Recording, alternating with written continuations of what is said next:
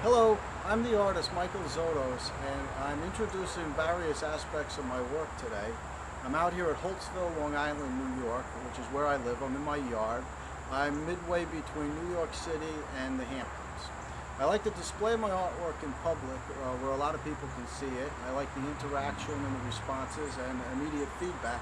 I particularly like to show it outdoors where I can get responses, and it helps in the development of the work. Now, this is a piece that I made out of wood, and as you can see, it's kind of involved, the eyes, the coloring, and this is something that when I display it, I put it out in the street in New York City, it attracts a lot of people. Now, over here, on the other hand, is a piece of sculpture that I made. It's plaster on wood that it's built up very thick with a lot of plaster, and just from trial and error and displaying the pieces and seeing the responses, I learned that the more plaster the better. Okay, I'll put a sign on them sometimes and say please touch me, because I like when people handle the stuff, and I noticed that the more plaster, the more they come up and handle it. Also, there's a high glossy enamel paint on there, and that's very attractive to people. So the responses from the outdoor people coming across it, seeing it, has helped in the development of my work. Now, my work has always begun as what I call a form of expression and not an illustration. It's what I call spontaneous entities. And what that means is I begin each piece as just really a spontaneous gesture, I call it. A flow of the hand, kind of like a calligraphy. Okay, now here's a piece you can see. The outline, the original outline is just that. It's a like an automatic flow, okay? And then afterwards, this particular one, I liked it. I embellished it and added a lot of paint and color, and made the eyes a little more sophisticated, and that's what I do. So I'm going to show you me making one today, okay? I have a few markers here.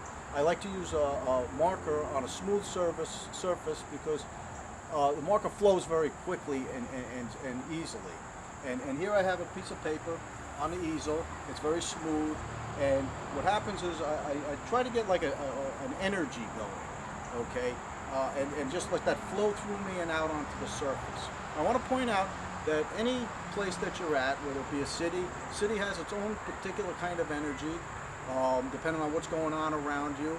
And I feel that works its way into the piece.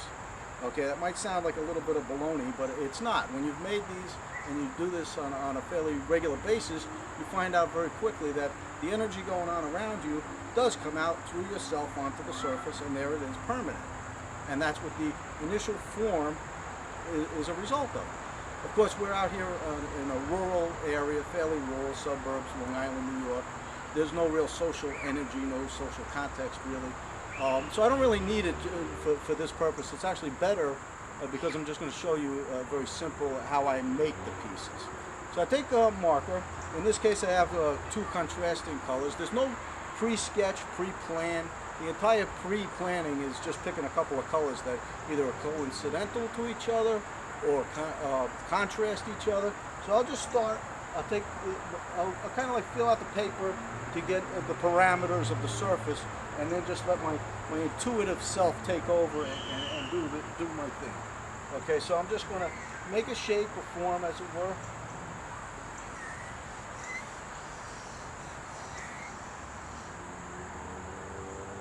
Okay, that's the beginning.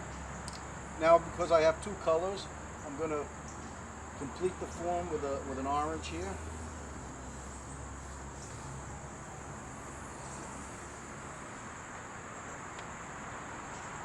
Okay, now that's a completed form.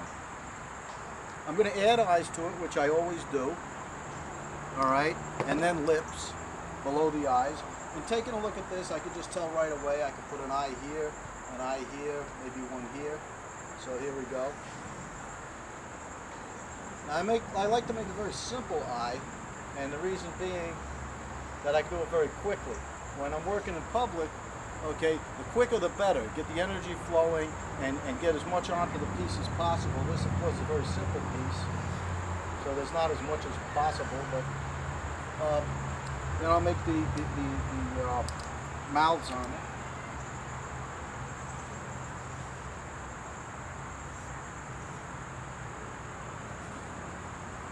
and that's a spontaneous entity. Now what I will do a lot of times right away is just add a little something. Okay, I'm going to add some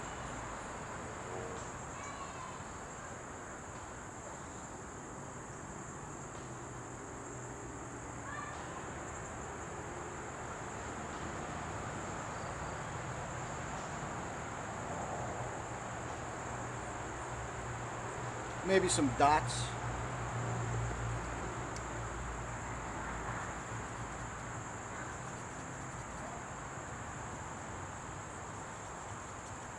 I'd like to put a little circle here that is looking at. I like the eyes to be looking at something sometimes.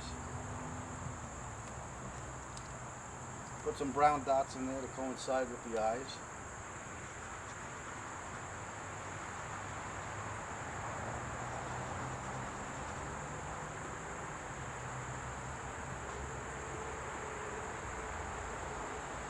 I do a lot of features and dots, but right now I'm keeping it very simple.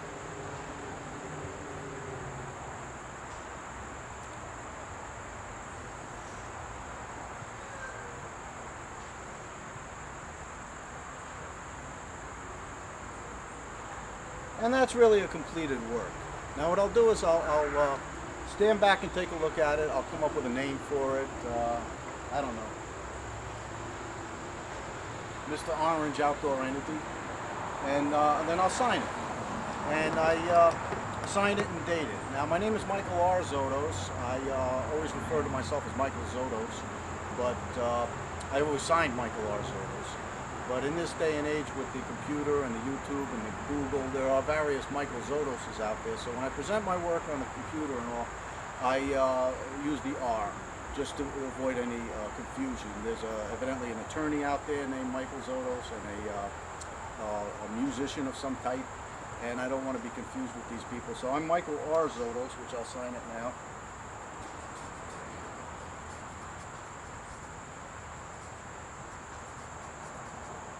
And I'll date it August 22nd, 2014. And that's a completed work. That's my work. That's a spontaneous entity drawing, and that's it. Now, since I'm out here by myself, I'm working the camera. I'm just going to zoom it in and leave it there for you to look at.